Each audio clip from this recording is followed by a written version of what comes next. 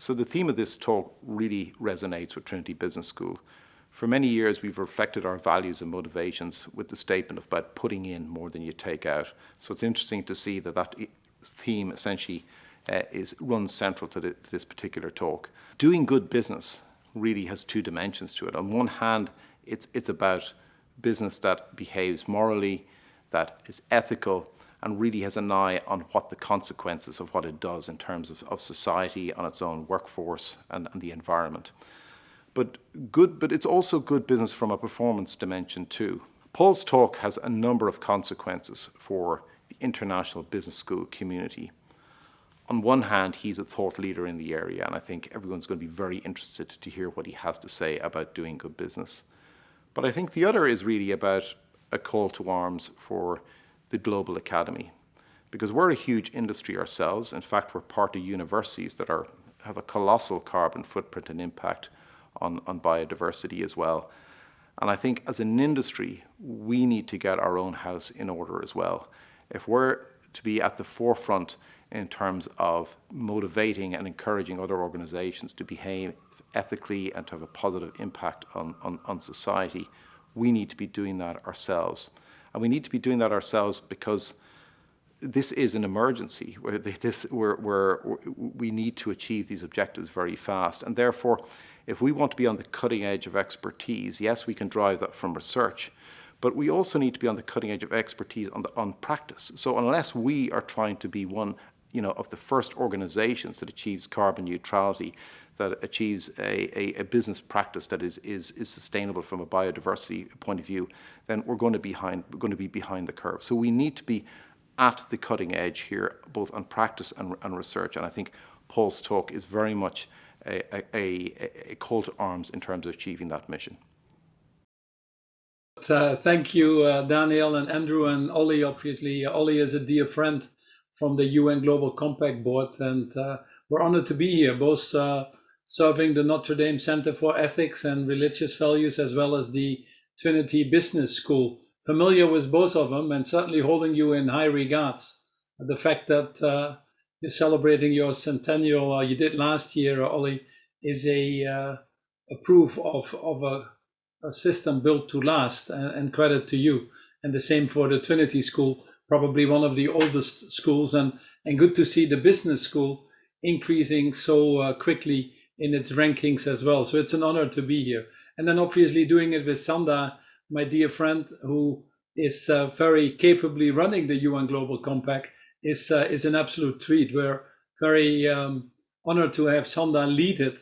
She understands better than anybody else the critical role that business should play in driving this positive social and environmental agenda that you all referred to, and the new strategy that she has tirelessly put in place and we're all executing now against, I hope brings that to life, and we can talk that a little bit more. But having said all that, and being here with great people, it is also important that we talk truth and talk about some of the great challenges that we have. And why is it that we have so many great people and yet collectively we're not able to address these great challenges? I think you're familiar with most of them. I don't want to spend too much time on that, but our global system is broken. We've discovered that we can't have infinite growth on a finite planet, and anything you can't do forever is by definition unsustainable. Last year, World Overshoot Day, which is the day that we use up more resources than the world can replenish, was July 29th, which means that after that day, frankly, we're stealing from future generations. We're living well beyond our planetary boundaries and paying a dear price for this. COVID has shown that we can't have healthy people on an unhealthy planet. And people are starting to realize the complex interrelationships, for example, between this pandemic of COVID, climate change, racial inequality, biodiversity destruction, the economy itself. Zika, SARS, Ebola, Asian flu have all been zoonotic diseases. Now we have COVID, all a direct result of the destruction of our biodiversity. In fact, we've been here as human beings, the planet has been here 4.6 trillion years. If I put that on a scale of 46 years to make it simpler, in those 46 years, human beings have been here 4 years. The Industrial Revolution started 1 minute ago.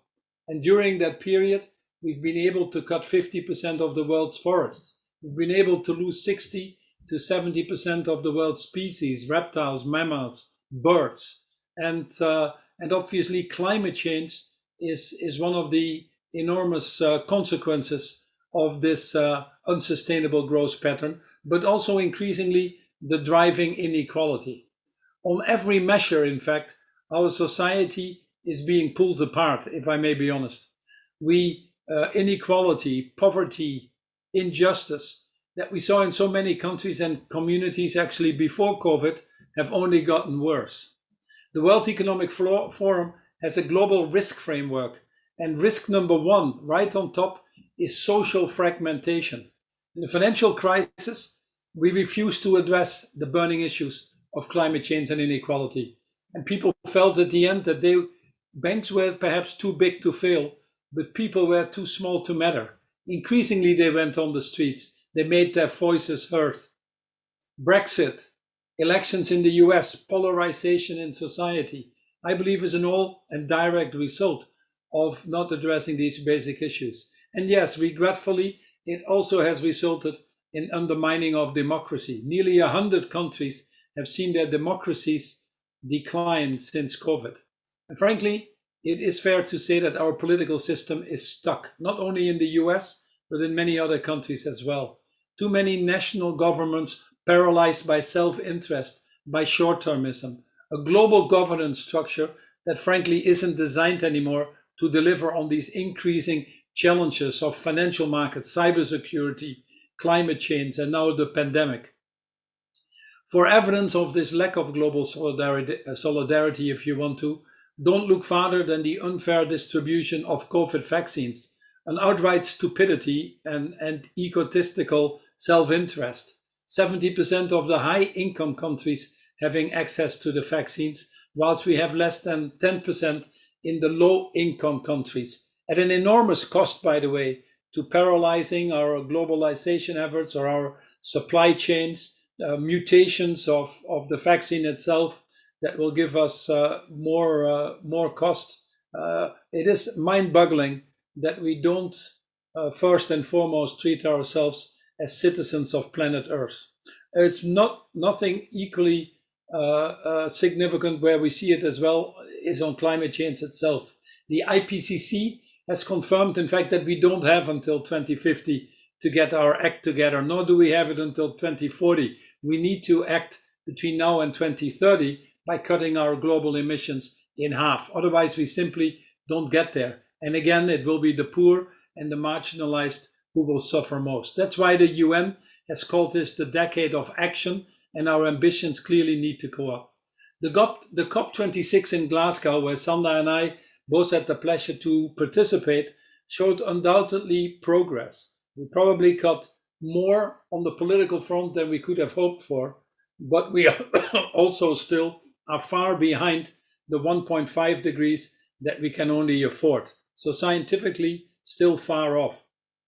The exponential problem that we have is increasingly transparent, I think, to people, but unfortunately, we're acting in a linear way. Hence pressure building up, hence the need for us to move faster at scale and speed that is needed.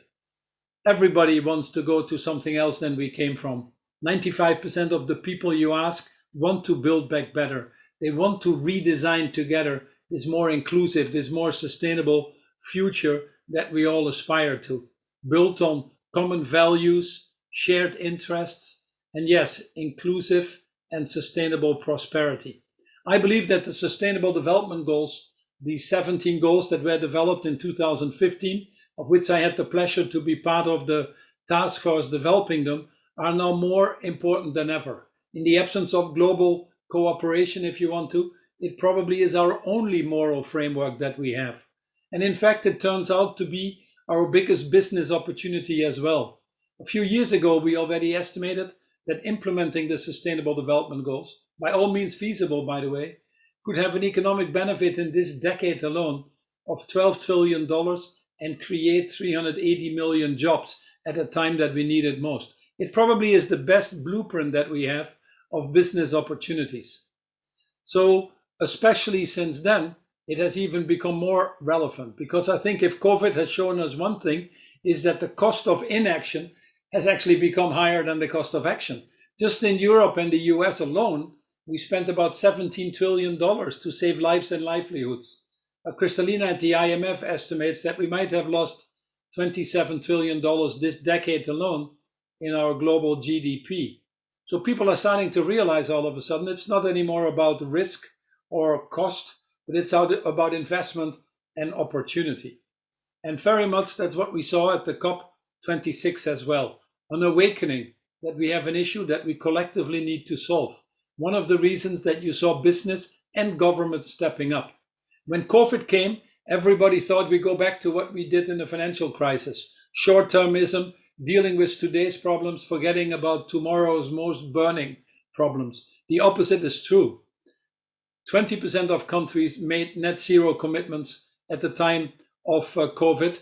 Now, at the time of Glasgow, 65% of countries, 95% of the emissions are net zero. $132 trillion of money under management from the financial industry has made pledges to be net zero by the Glasgow Financial Alliance of Net Zero. That's half of the world's money. Business commitments have stepped up fivefold since then in a year's time to be in Glasgow behind initiatives like the Race to Zero, the Race to Resilience, the Race to Breakthrough, and many of the things, in fact, that Sanda and her team have been leading as well. And I'm referring to things like science-based targets and all that. Despite implementing membership fees in the UN Global Compact, despite having the crisis, we've never seen such an increase in membership. Undoubtedly, partly due to the wonderful team that we have. But we now have 15,000 members, all embracing, in fact, not only the Sustainable Development Goals, but having made clear that because of COVID, they actually need to step it up and accelerate. So we have a strong base.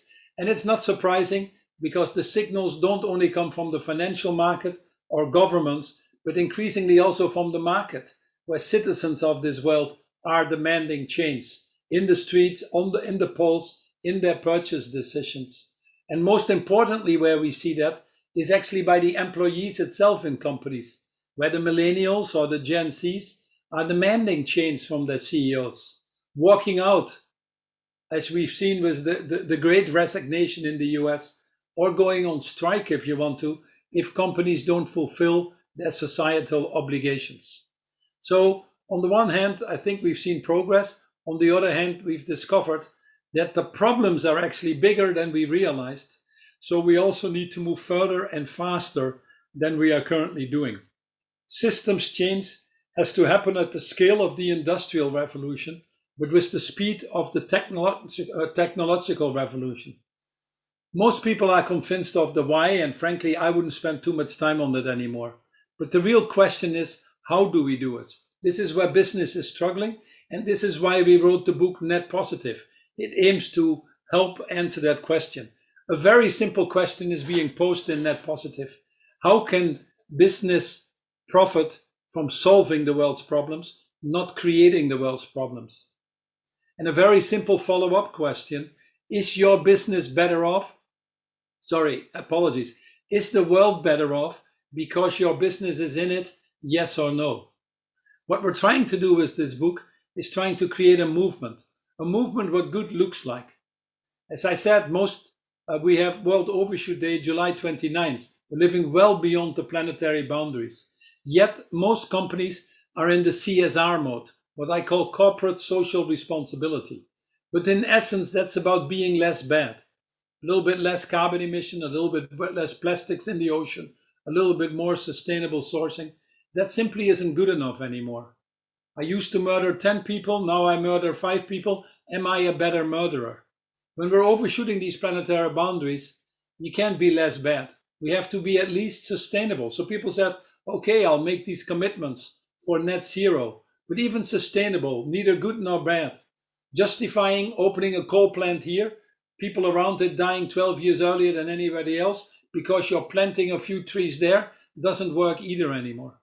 The only thing that works is the mindset of regenerative, restorative, reparative, just as nature does that automatically. That's what we have to strive for in business. And only businesses that think that way, I think, will do well. And the ones that continue to neglect that opportunity will be heading to the graveyard of dinosaurs. What do net positive companies look like? First and foremost, they take responsibility of their total impact in society. Many companies still think that they can outsource their value chain and also outsource their responsibilities. That simply doesn't work anymore. We need to take responsibility well beyond scope 1 and 2 of all of our consequences, intended or not. Net positive companies also understand that they need to optimize the return for all stakeholders, putting sustainability right at the core of their strategy, being purpose-driven. These companies increasingly show that they have better performance than their peers, one of the main reasons why the financial market rewards them increasingly. These companies understand that shareholder return is a result of what you do, not a myopic objective that frankly has killed many of the wonderful things that capitalism has to offer. And last but not least, these companies are part of the broader transformations. These leaders have understood that optimizing and optimizing and optimizing within a system that is not designed to deliver doesn't ultimately give you the results. They work in partnerships with governments, civil society, and others to tackle these most burning issues. These are the hallmarks of these net positive companies. Then what we do in the book, we don't pretend it's simple. In fact, no company has achieved that. But increasingly, we see companies moving in that direction. Microsoft taking carbon out of the air since their inception in 1975. Regenerative agriculture commitments from companies like Nestle or Unilever. Walmart making commitments to protect 1 square miles of ocean. Companies producing products that actually absorb CO2 versus emitting CO2. Putting social networks in place to get more people in formal work instead of informal work, being sure that everybody has access to healthcare. These are the hallmarks of a net positive company. And frankly, it's the only way increasingly that companies recognize that this is the only way to guarantee their longer term success. Now, ultimately, these transformations we talk about in the book take care at 3 levels. It starts at the individual level to then transform your companies and ultimately transform society and drive the bigger systems changes. But the end of the day, the most important thing that we talk about here is actually where it starts. It boils down to leadership. I would argue that we've never been so forearmed and forewarned with what is going to happen and forearmed with tools to do something about it. And yet we are paralyzed in action. And ultimately, it is our human willpower that gets us there. A healing organization that is actually a net positive organization starts with healing ourselves, finding our own purpose, driving this human transformation, moving ourselves to this moral leadership or what we would call a higher level of consciousness. What we've definitely seen in this world is that leaders that operate with a higher level of empathy, compassion, that work in partnership, are purpose-driven, think multi-generational, those are the leaders that evoke trust from their employees, from their partners in the value chain, and those are also often the organizations that do better. Rumi, who was a poet in the 13th century in Iran, said it very well when he said, "Yesterday I was smart, I tried to change the world. Today I am wise, I'm changing myself." That is really the spirit of net positive. Now we're talking here with 2 universities, so I would be remiss not to have a small word on the role that universities need to play. I'm fortunate enough to be the chair of the Side Business School at Oxford, and I also have the pleasure to be part of the Prime movement, which comes directly out of the UN Global Compact, which now more or less has 860 management schools in 19 countries together, looking at redefining the role of education. I think it is very clear that business schools need to reimagine their purpose or their role in a post-COVID world and become stewards of a more inclusive economy. it is fair to say that the products of MBAs that we have created are the leaders of today. And frankly, what we have created there is a lot of Milton Friedman's on steroids that doesn't work anymore. The teaching of competitive leadership needs to rapidly move to the teaching of collaborative leadership. The evolution of education needs to evolve towards meaning and purpose rather than, frankly, some of the content that is currently being trained. I'm very proud to say that Prime has just gotten a major grant from the Lego Foundation to actually look at what they call, if I recall, the Impact 5, which is really a leadership education project to redefine. And what does redefine look like? Less elitist, more digital, more inclusive, undoubtedly, but a lifelong, definitely.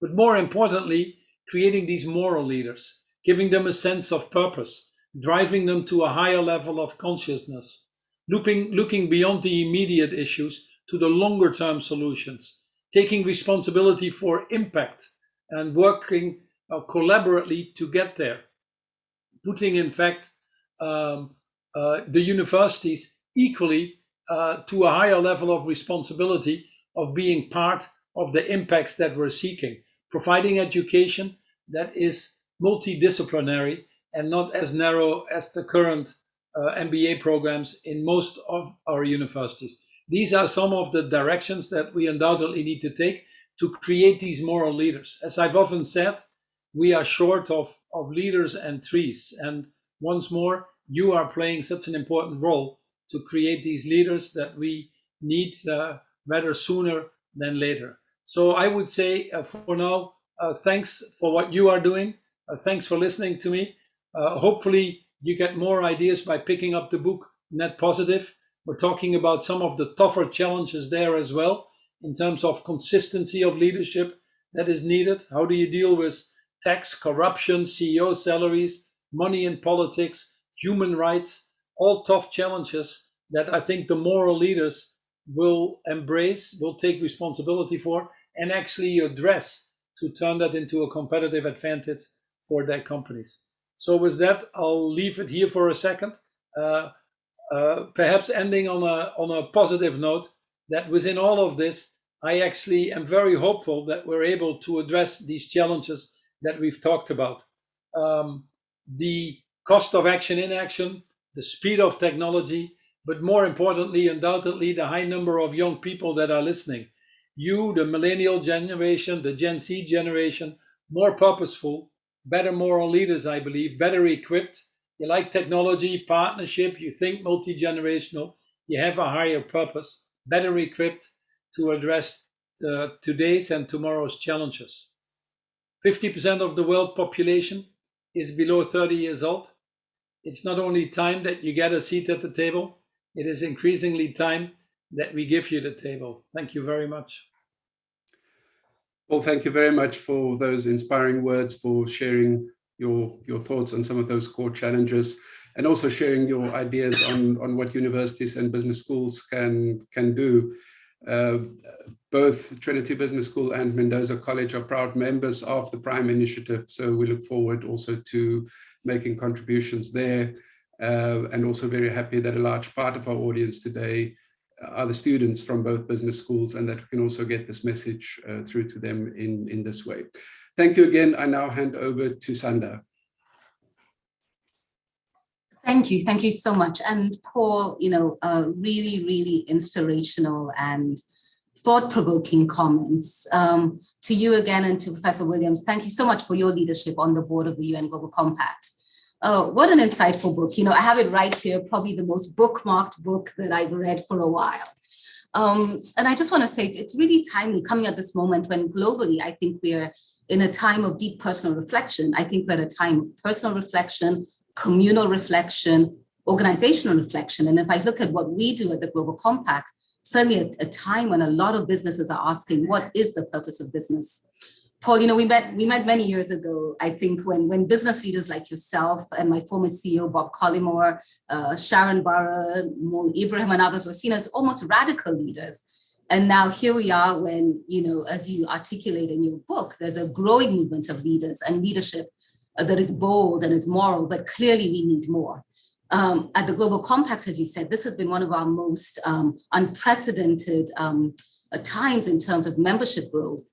But it's not about growth and numbers, it's about really demonstrating the continuous progress that we need around this type of leadership and types of companies that are really trying to make a change in the world. And we truly hope that we can have more, because it's really important to shift and make that change. I just wanted to reflect on a few things that stand out for me in your book, and then I have two questions for you. So first, Paul, is the new type of vocabulary that I think is seeping into what business and business leadership is. Care, courage, soul, purpose. Words that, okay, I was in school a few years ago, but those things didn't come through. I didn't go to business school, but I went to policy school.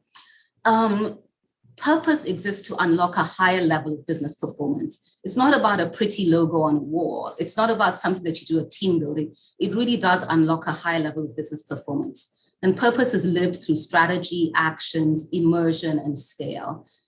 Leadership must be courageous. It must look outward beyond industry and sectors. I thought that was really powerful. One thing that really strikes me is the reflection that, we should go for the absolutes. It's either zero or regenerate and restore. I really like the polarity in that debate. The middle doesn't change anything given the emergencies that we're in. Another piece really is about the ecosystem approach, because businesses do exist in an ecosystem. And I think a lot of the book really does highlight how, business decisions and courageous business leadership does make decisions that clearly take the ecosystem into consideration, but are very clear that that decision will impact the ecosystem. And, just another call to action around what courageous business leadership looks like. I think, for me, and some of the work that we do at the Global Compact really highlights that the private sector has a key role to play, from scaling innovation, sending strong market signals, leveraging resources, and really using its business purpose to drive positive change within value chains and within communities. We have a couple of examples within our business membership, and certainly within our local networks, which are our local chapters on the ground in the 69 or 70 countries where we work, and really proud to do that, as well as proud of our partnership through Prime that you articulated, where the two universities hosting us do contribute in shifting the mindset around responsible management education. For really grateful that we're also able to shift perspectives in business. But Paul, I wanted to ask you two questions just to reflect. I know that you took on this role, your role as CEO in Unilever, coming in as a CFO and from a financial background. And you also closed your comments just now saying, at present, we are so forewarned and forearmed. We have the tools, we have the knowledge. But many years ago, when you started your role in Unilever, perhaps we didn't have the tools, we didn't have the knowledge. So what inspired you then? What was it that made you think that this shift and this approach that you took was really important? Perhaps you weren't at the level of existential crisis that we are now then. So what drove you forward at that point in time? Sorry, Paul, you're on mute. Someone put me on mute. No, you are right. At the height of the financial crisis, most companies hunkered down and didn't deal with these issues. But it was very clear to me already then that we were starting to exceed the planetary boundaries. Many signs abound. I was at Rio plus 20 and got great exposure to some of these challenges that were in the world. And they certainly caught my imagination. My parents met in Boy Scouts. When they grew up, it was after the World War. They were deprived from their education. When we grew up, all they wanted was ensure that we got education, that their communities functioned, that there was peace in Europe. They put themselves to the service of others, knowing that by doing so, they were better off themselves as well. And they provided a great example for us on this higher moral ground that we needed to operate. So I've always felt that business was there to solve the world's problems, not create the world's problems. But you are right, at that time, there was not enough evidence that it would actually satisfy the continuous appetite of some shareholders who wanted companies to provide bigger and bigger profits. To me, it was hard to understand when I was CEO of Nestle that the financial market had nearly was creating half the profits that were in the US in the industry. I always thought they were subservient to the real economy versus the real economy subservient to them. So that bothered me. I saw companies not investing. 95% of the value creation went to CEOs and shareholders. None of that went to other stakeholders. The US is a good example where the bulk of the population hasn't seen their income go up for the last 5 decades. In fact, made worse due to rising cost of healthcare, housing, or education. So that to me is not a system.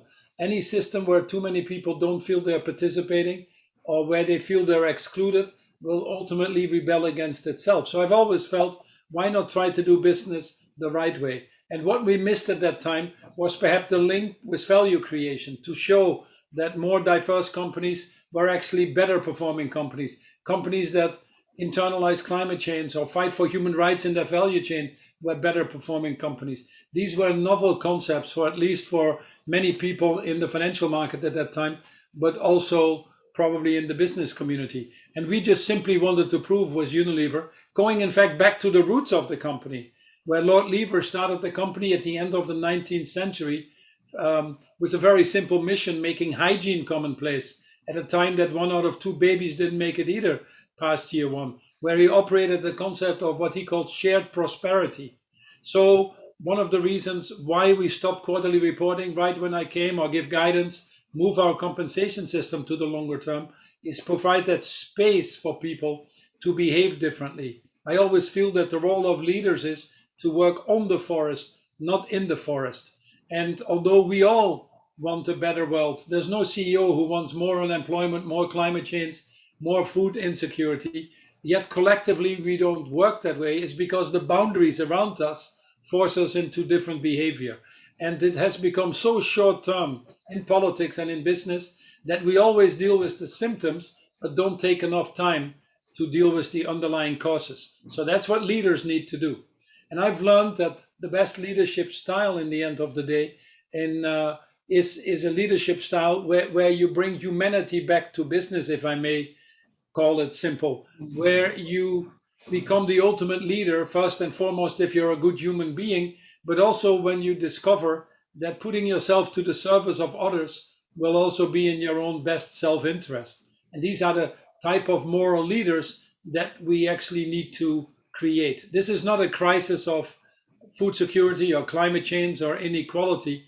This, frankly, is a crisis of greed, of apathy, of selfishness. That's why we spent so much time in Unilever the first year on discovering individual purposes before we worked on the company purpose. You cannot be a purposeful company if you're not purposeful yourself, just as you cannot be a healthy company if you don't take care of your own health, or a sustainable company if you're not sustainable itself. And indeed, as you say, what we've seen even more so during COVID, that leaders that have a high level of empathy or compassion, bring humanity back to the business if you want to, operate with a higher moral compass. These leaders have instilled higher trust in a time when many people have angst and anxiety and uncertainty, and they have actually gotten better results in the businesses. The way to solve problems in this sense is as much at a spiritual and cultural transformation that we need as we need this systems transformation. And it requires these humans that have an ability to have a higher level of consciousness or awareness of what's going on in the world. From knowing it all to learning it all is perhaps the best way of expressing it for this audience. An openness to listen, to helping others. After all, most of the CEOs in the world, or not all of the CEOs in the world, are fortunate human beings. They're educated, they're well paid, I would argue overpaid, and they should really discover at the end of the day that they only belong to 1 or 2% of the world's population. So isn't it time that they put themselves to the benefit of the other 95% that is increasingly falling behind? That seems to me the most important thing to do. This level of self-awareness, sense-making, connectivity, presence, humility, etc. And these are the right leaders that we need to foster. Paul, those are really good reflections. One second question, we've talked about business in relation to the UN quite a lot. Just share with me your thoughts in terms of, business and government. What should happen then? I think that there's a lot that's going on, government not being ambitious enough, policies not being robust enough. What can business do to support government efforts? And one, you could pick one specific area where you think it can add value.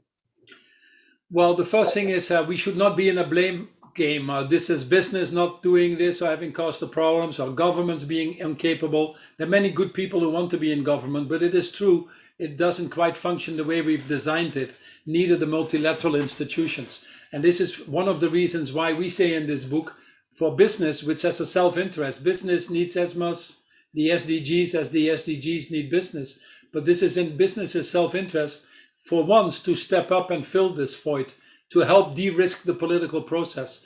And what you increasingly see happening is that responsible businesses go together, often with civil society, sometimes at local or state levels. Mayors are very action-oriented people. Most of the things happen on the ground, and start to form coalitions that then increasingly give courage to the politicians to move faster. Very much what the Secretary General said in Glasgow, where the business community was collectively asking for more ambitious actions on climate change than the countries themselves were delivering. But we are all in this together. Someone wise once said that the definition of insanity is to do the same thing over and over again and expect different results. It doesn't work. We deliberately put in the Sustainable Development Goals as the last goal, goal number 17, the goal of partnership. These are partnerships for the common good. These are partnerships for humanity. These are partnerships where we put the interest of others ahead of our own, knowing that by doing so, we're better off ourselves as well. These are moral partnerships. So we need to forge these partnerships, create again the trust which is so absent, work in that transparency, accountability, etc., to form these broader links. It is impossible to green the US mobility system if the government doesn't put infrastructures in place to get the charging stations there in time. So you need the right legislation that doesn't continue to give subsidies to the fossil fuel industry. So these frameworks need to be in place. But likewise, business needs to understand that they cannot say, yeah, we want a greener economy, but then financing trade associations that boycott some of these rebuilding or infrastructure legislations because it has a small tax increase connected to this. We all have to rise to this higher challenge together to solve these most burning issues. And no time better than now, because we are now clearly seeing that if we continue in some cases to act like children and not willing to form these broader partnerships, the costs that we are incurring, not least in fragility of our economic system, of our social cohesion, these costs are significantly higher than what it would take to go together. So the best things that I see emerging is these newer partnerships on the same basis that we've done the vaccines very quickly, which is a good example, or the partnerships that are emerging in some of the other sectors that we're now seeing to transform quickly out of carbon, are probably the best things to do, and it needs all of us to get there. Great, thank you, Paul. And I'll hand back to our hosts because I think we have, lots of questions coming in from the audiences. Thanks so much. No, thank you, Sanda. Well, thanks again, both Sanda and Paul. I think that gives us an excellent foundation for the Q&A, and we have about half an hour left to do that. Some great questions have come in. I've scanned them, and I think what I'll do is just try and give you sort of a quick overview of the different issues that have been addressed, and then we'll try and do them one by one, from the top down. So a couple of questions about this sort of the tension between financial performance and social responsibility, and particularly within that, the role of ESG, the role of activist funds and private equity. Can they, what role should they play? Then there's some questions about sort of the potential disconnect between pledges and action, what you say on the one hand, what you do on the other. And I'll come back and read some of the questions out in a moment. Inevitably, a few questions about Unilever and what's happening at the moment in terms of acquisitions or attempted acquisitions. Sanda, perhaps more aimed at you, a few questions around scale of the UNGC, 18,000, is that, is it good enough? What do you do in terms of non-compliance and integrity measures? Then something about the role of religious institutions specifically. There was a question about private or public sector, who should drive that. I think you answered that probably in your last comment response to Sanda. A few questions about what the biggest barriers are moving forward, and also, how the business ecosystem should change in order to accommodate these. So a wonderful range of questions, but let's go back to the top in terms of the very first question that came in almost as you started speaking, Paul. How might business leaders balance and reconcile the priorities of financial performance and those of social responsibility? A reference to Terry Smith's opinions about Unilever's financial performance and their priorities, and then perhaps also linking that with a question from Louis Brennan. ESG is a big driver at the moment. The role of institutional investors, activist funds, private equity firms.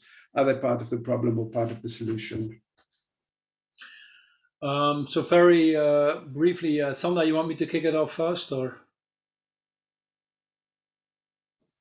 Yeah, please go ahead. Yeah, so very briefly, it is actually the financial market has woken up and has moved rapidly from risk mitigation to opportunity, and seeing it not anymore as a cost of business that should be taken out or brought to the bottom line, but as an investment. Most of the financial market is actually pension funds, institutional investors, and they realize it's not only about getting a good return 20, 30 years from now, when people retire, but also that they need to be sure that they can retire in a world that they can live in.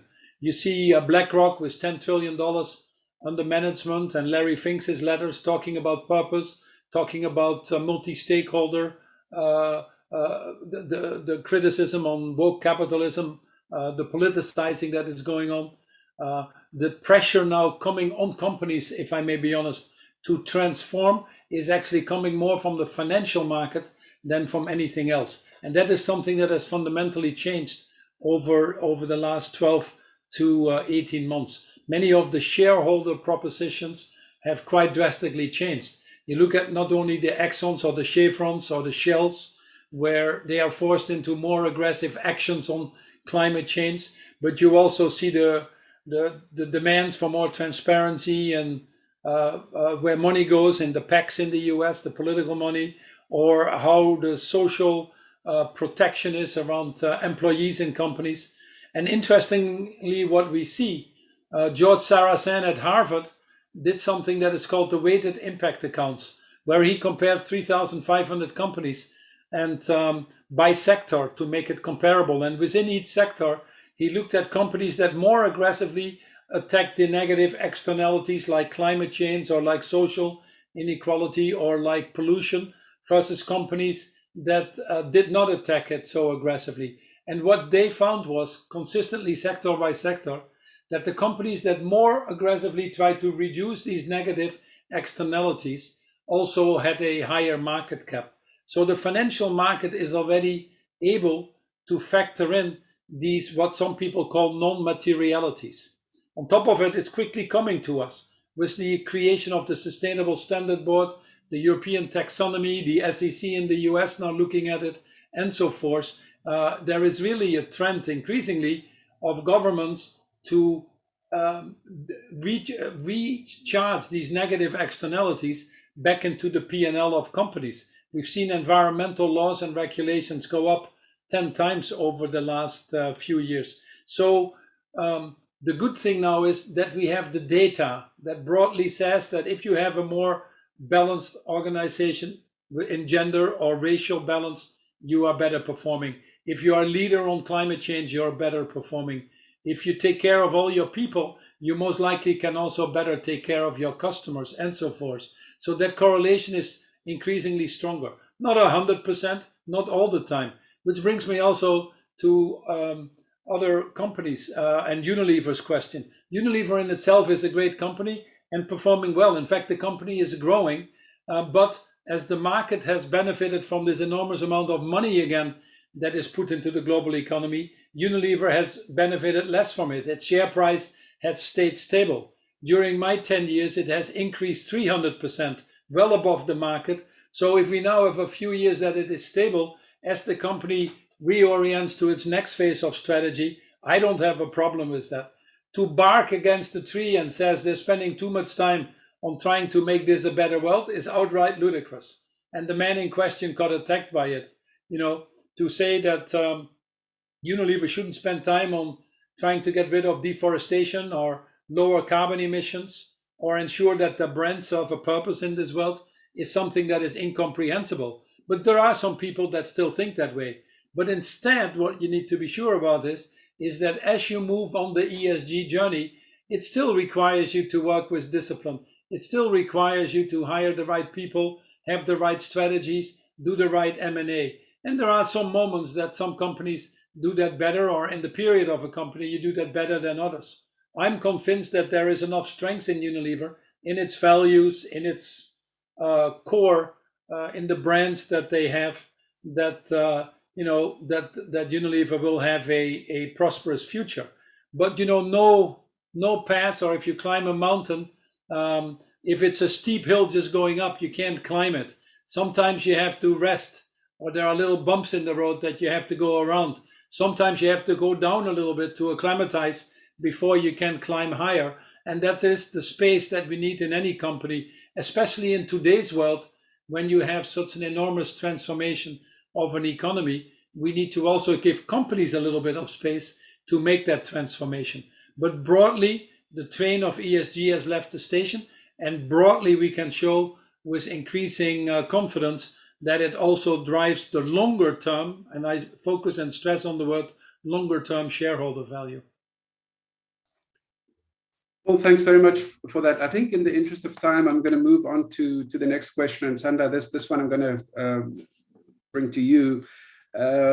This is the area around sort of pledges versus action, or the lack of action. And let's try and address this within the context of the UN Global Compact. So you mentioned 18,000, which is a really impressive number, but looking at scale and what is required, is that enough? And perhaps share with us your views from the UNGC side on, how do you monitor that sort of disconnect potentially between pledges and action? And then perhaps also just say a few words about the integrity measures and what you do if you have troublesome members who do things that you're not happy with. Yeah. No, thanks. Great question. And it's 15,000 in the spirit of integrity here, not 5,000. So 15,000 members. And you're right. I mean, we are at present the world's largest corporate sustainability, but it's certainly not enough. We have barely scratched the surface. There are, millions and millions of businesses globally. We haven't touched it. For us, the goal, though, is not to simply grow. It's to grow with purpose. It's to grow and have a body of businesses that take on our responsible business principles and are willing to take on this journey of courageous leadership and demonstrate continuous progress and value addition in the business ecosystem. It's not a competitive space. It's a collaborative space. So we're very willing to work with other similar bodies that espouse values. We're ready to work with academia, we're ready to work with business associations, etc. And it's all about really making sure that collectively we're able to address the urgencies that Paul has articulated, the climate crisis, the declining social standards, the declining social fabric, the fact that it's 8 years away from the Sustainable Development Goals, and we've fallen so far behind what these goals were for humanity. That's the setbacks that we've had that have been occasioned by COVID. So for us, yes, we're not there yet, but what's more important at this important point in time is what are then the partnerships that we need to be able to, for us to be able to get there. And I think that is really what we'd like to focus on. So not quite there, scale and scope needed, interested in a lot more businesses, but also interested in transformative partnerships that can get us there.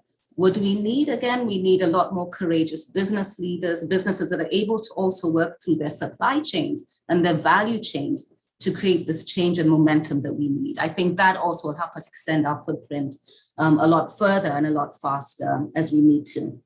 But having said that, your point around the gap between many things, between policy, between commitments and actions is really critical. It often happens, especially when you have these large gatherings and convenings, people come out and say, yes, this is what my transition pathway in carbon and decarbonization is going to be. This is my commitment of trillions of dollars towards, sustainable financing. And how do we keep this accountable? It's really important. That's why you've seen these movements and alliances around reporting frameworks, because they need to be robust. we need to really look at what the credibility is. And I just want to highlight specifically in climate, because from the UN angle, that was one key outcome from COP26, where the Secretary General then has formed an expert group to look specifically at climate credibility. It's a key focus area for the UN, but at the same time, we need to be sure that companies that are embarking on these ambitious decarbonization plans are doing it in a way that is really grounded in the science. So it's fine for a company to say, I'm going to be net zero by 2050, but are you really setting science-based targets? Are you really taking the right actions that are going to take you there? Or are you simply offsetting and taking the simple route to being there?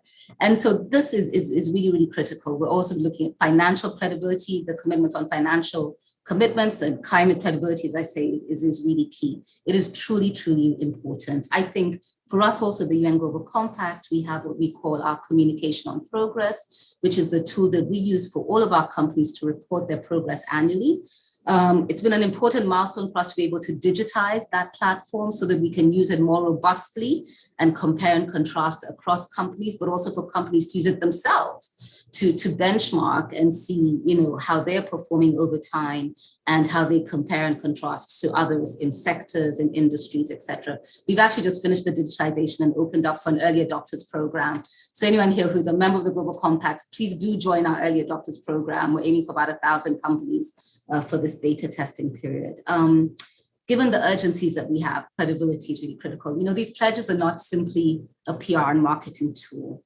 These are really pledges to allow the next generation to live in the way that we have lived. And I think it's really important to just maintain that integrity as we go forward. Thank you very much, Sanda. We are sort of starting to run out of time. So I think in the about 10 minutes that we have left, I'd like to move to a very different question addressed to both of you about the responsibility of religious institutions. And then I want to move from there to a question about SMEs, and then perhaps end with asking your comments both to the one about what do you envisage or what do you see as the biggest barriers moving forward. But let's go to the first question. It was addressed to both of you, so you're welcome to respond. What do you see the responsibility of religious institutions in this field?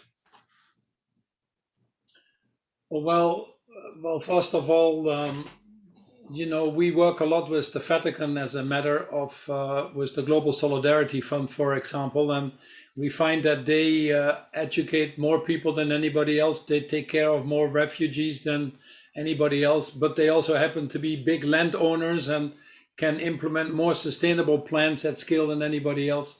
So these bigger organizations, in this case, these religious organizations, have a lot of reach and they have a lot of influence, moral influence in many cases.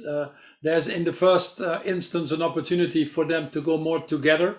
Pope Francis in this case has embraced the other religions as well with his Laudatos he's put out, and they've been very well received and provided a moral framework to support this more structural framework that we are working on. And I think that is a very important thing. The second thing that the religious institutions do, and I'm a product myself of that. In fact, at one point in time, I wanted to study for a priest, but what they provide is a moral framework, I think, that gives us the tools and the confidence, I think, to put these plans in action. The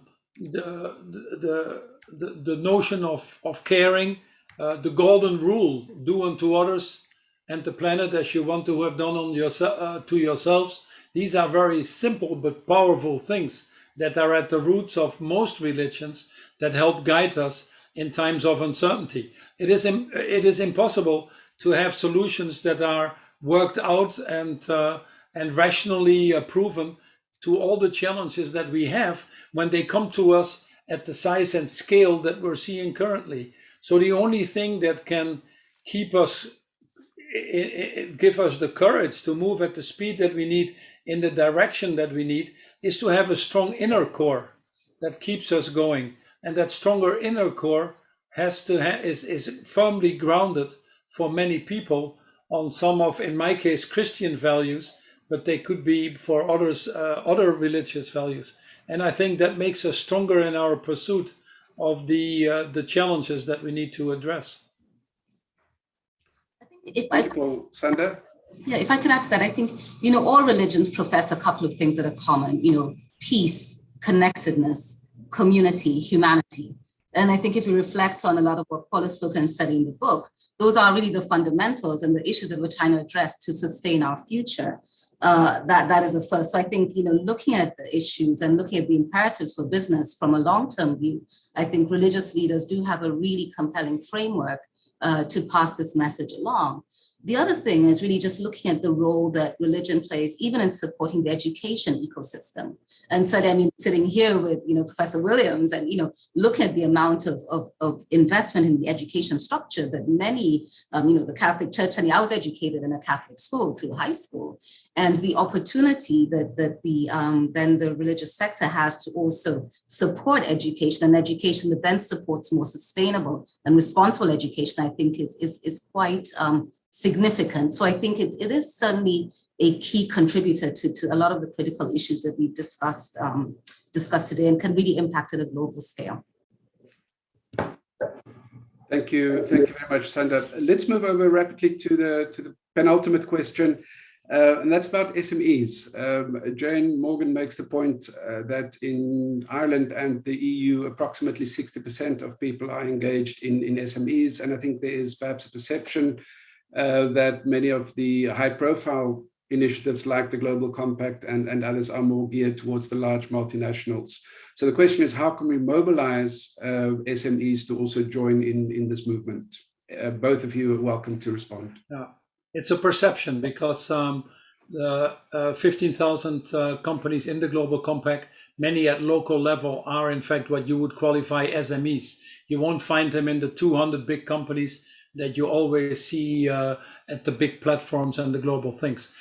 There are also programs that Global Compact and the ICC put out. Making global goals local business would be a good example of that. But let's come back to the SMEs. On a global level, in most countries, actually, 90%, 95% sometimes of the global economy is made up of SMEs. So it's very important that if we want to transform the total economy, that we get the SMEs in there. And it is absolutely true, which I agree with, that sometimes there is not enough attention focused on the SMEs. And when things like COVID happen, as you will see, it's the SMEs that suffer the most. They have the least resilience to deal with the shocks. And that is true, I think, for most of the countries, as we have seen. What are the benefits of being an SME? That you're more agile, that you're closer to the consumers of this world, so you pick up the market signals, that you can actually adapt quicker. Unilever, to go to sustainable palm oil or sustainable tea, we had to change the world system of tea or palm oil or vanilla or any of these major crops. If you're a small company, you have an ability to adapt. So what is not surprising now is that where you see disruption coming from in this economy, in sector after sector, is in fact not from the incumbents, but are from the smaller companies. A company like Tesla didn't exist. Beyond Meat didn't exist. An Ørsted that is leading now in green energy didn't exist. So it is often actually these smaller companies that are more nimble and move faster. But we do need to put the frameworks in place also at the global policy level that supports them more than is currently the case. Sanda, would you like to comment on this issue? Yeah, no, absolutely. It is indeed a perception. Actually, over 60% of the Global Compact membership, close to 70% of the Global Compact membership is SMEs. At the local level, that transformation happens purely with SMEs, and a lot of fantastic work being done. If the pandemic period has shown us anything, actually, the fragility of any large MNC lies in, the SME sector. And it's really incumbent on large organizations to make sure that they're able to build in resilience in the SME sector and in their supply chains. So we've invested, quite a bit in terms of making sure that translation of what these sustainable business principles mean for the SME sector. This year, we've been working on building a specific SME program because we recognize the importance of translating these sustainable business principles, certainly for the SME sector. It's very, very key, issues around access to capital, issues around, protecting and promoting, human rights, labor rights, a key real opportunity actually for the SME sector. Paul, we were talking about this yesterday, is, how do you get the SME sector engaged in the issue of the climate crisis? Because, it's a real tipping point for the issues around biodiversity and adaptation. And it's a real opportunity to make that very big shift. So it's not really that they're not there or they're not visible. I think the issue is how do we tailor what are some of these large global views to respond to the specific sector, but very, very active constituent and a very responsive and real potential for business transformation. Thank you very much. As you might have seen, because we have been going for more than an hour, the light in my office has just gone off because I haven't been moving. But as we move towards the closing of the session, let me ask both of you, and perhaps Sanda, I'll start with you and then ask Paul. As we move towards this goal of net positive, and certainly this has been an inspiring and very sort of positive message coming out in the session, but we also know that it will be difficult, that there will be challenges ahead. So what would you regard as the one or two key challenges moving forward to 2030 and beyond from your perspective? So, for me, they're challenges, but I think they're also really opportunities.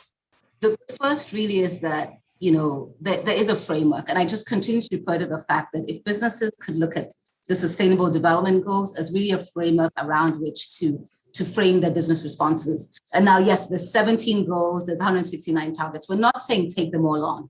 What we're saying is if you do want to look at how your business can reap the best business opportunities on how to do business, look at the SDGs. And I think within there, you will find an opportunity to innovate, to reinvent your business purpose, and to truly do both business and deliver for societal transformation. I think that is one. How do you make meaning out of business? The second, and I think where, is well articulated in Paul's book, is what does business leadership mean at this point in time? We've, certainly come from a generation where a leader was cut from a singular cloth. I think the biggest opportunity we have right now is to shape what leadership is and to allow, innovation, agility, nimbleness, partnerships unusual. I think the pandemic really demonstrated. I remember seeing companies that typically never worked together come together to put solutions forward. UN being very nimble and flexible in how it partnered to work with us. And if we could keep that spirit to really address some of the other pressing issues we have, I think there'll be such a great opportunity to move forward. So much as we're deep in the pandemic and we're not out yet, I think some of the lessons we've learned in business partnership and partnerships as a whole would be really key. So for me, business purpose and also different types of partnerships and agility are my biggest opportunities for going forward. Thank you very much. And Paul, over to you for a few final comments. No, I couldn't have said it better than Sanda. If you look at, and I don't want to dwell on that, but it starts and ends with us as individuals. Why don't we see more leaders moving forward? White spots, not aware of things, is actually the biggest one. There's a very low level of education that has happened at the board level or even at the CEO level. We're still too much in an echo chamber.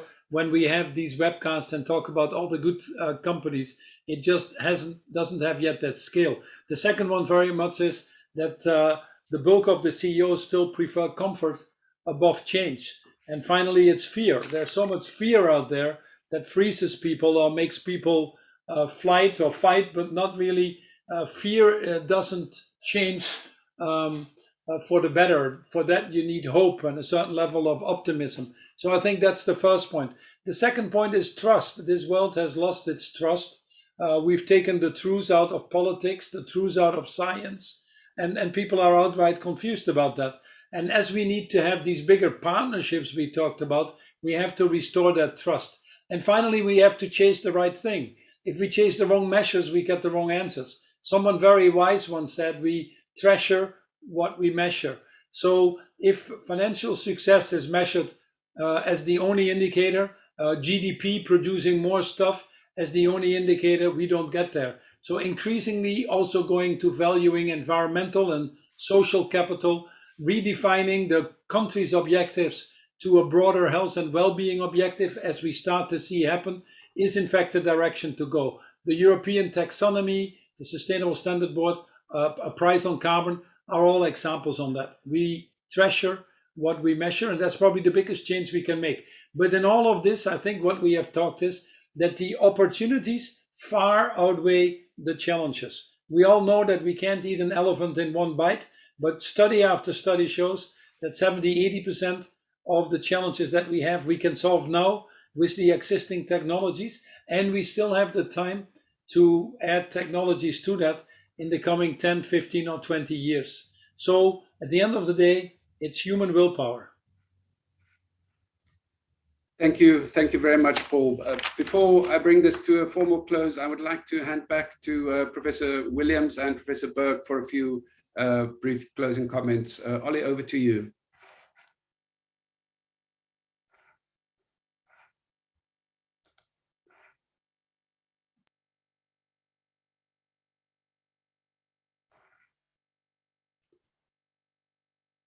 First of all, I will have a couple brief comments. I want to thank Sanda and Paul for their generosity with their time and talent. And I think they really are helping our young students try to make the world a better place.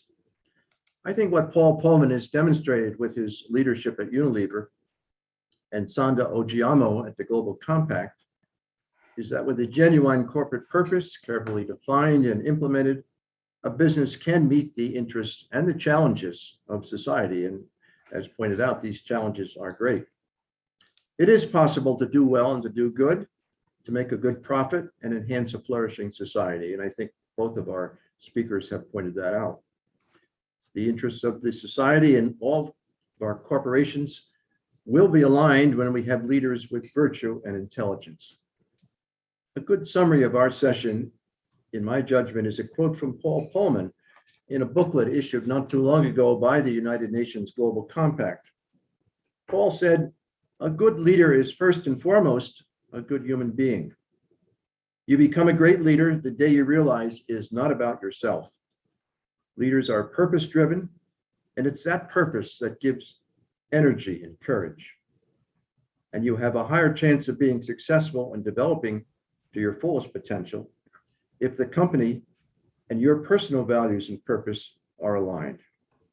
And that's in the booklet called Leadership for a Decade of Action by the United Nations Global Compact.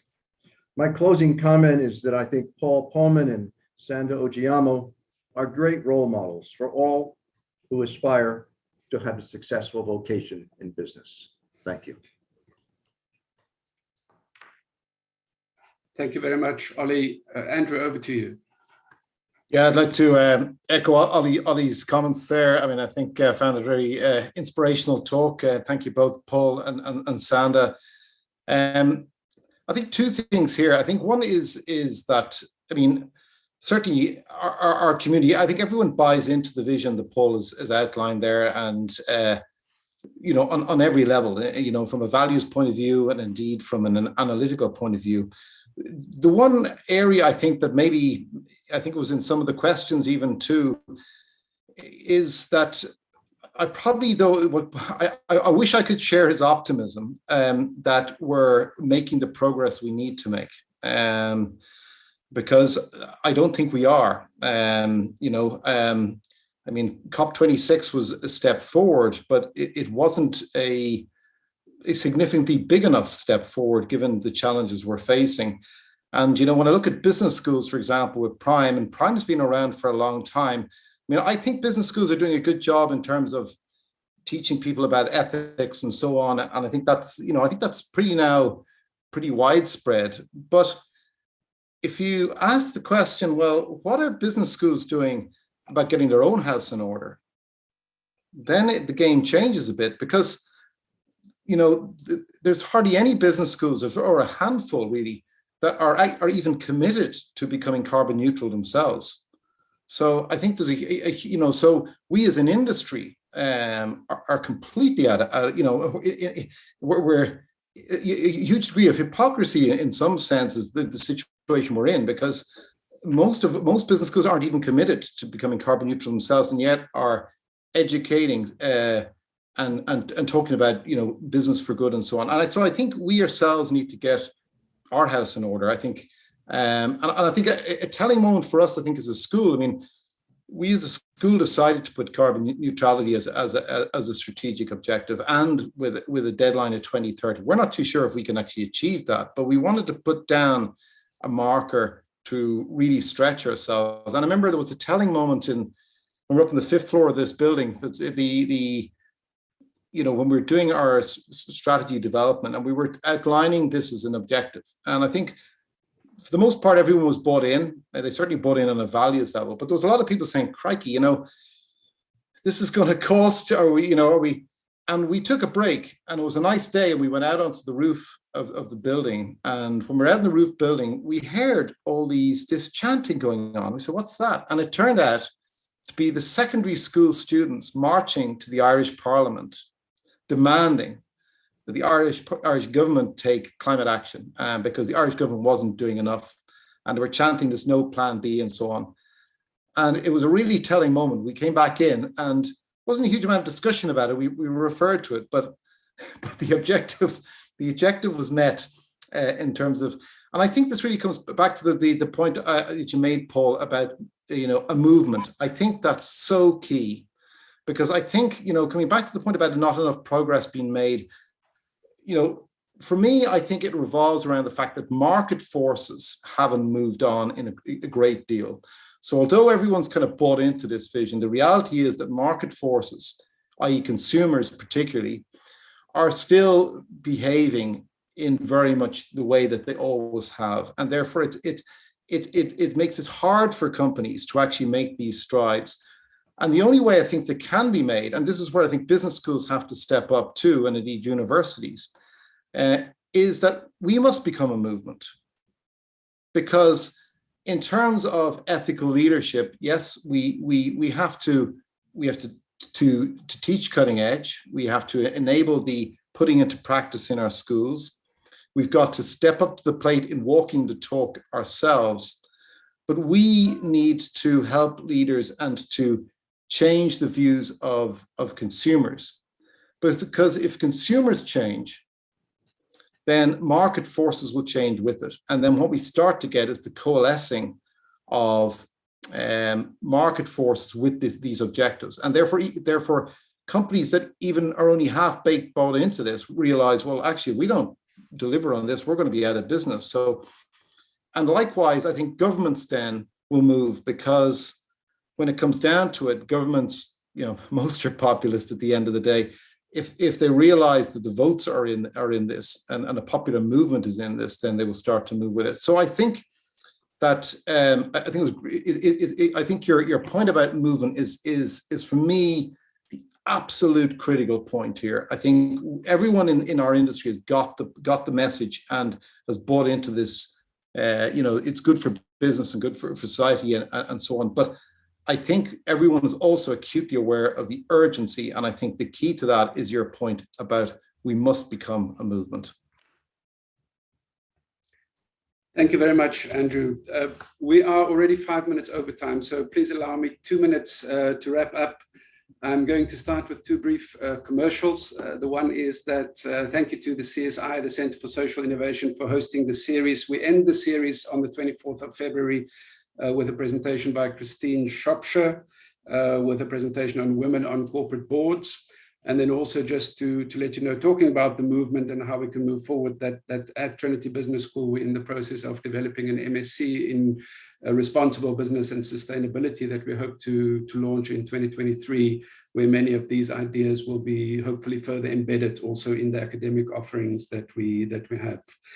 Thank you very much to Notre Dame for partnering with us on this special event. It was great to work with you. Notre Dame is also sometimes known as the Fighting Irish, and that's good to have that connection with Ireland. And I see that the football team is coming to play an exhibition match at the Viva Stadium against Navy next year in 2023. So hopefully we'll have something else, Ollie, before then. But that might be a good time to get together, perhaps face to face. And finally, thank you to our speakers, Sanda and Paul. It was a fantastic evening. Thank you very much for your participation, for your messages. And I think this sort of this movement that we spoke about, these pillars of making a commitment to make things better, to take accountability and responsibility, and also to be willing to collaborate and to come together in terms of collective action, really to achieve scale, are very, very powerful ideas. And hopefully, as business schools, as organizations, as movements, as companies, we can all make our contribution to become a part of that. So once again, thank you very much to everybody. Thank you to our audience, and good afternoon and good evening to all of you. Bye-bye. Thank you. Be safe. Thank you.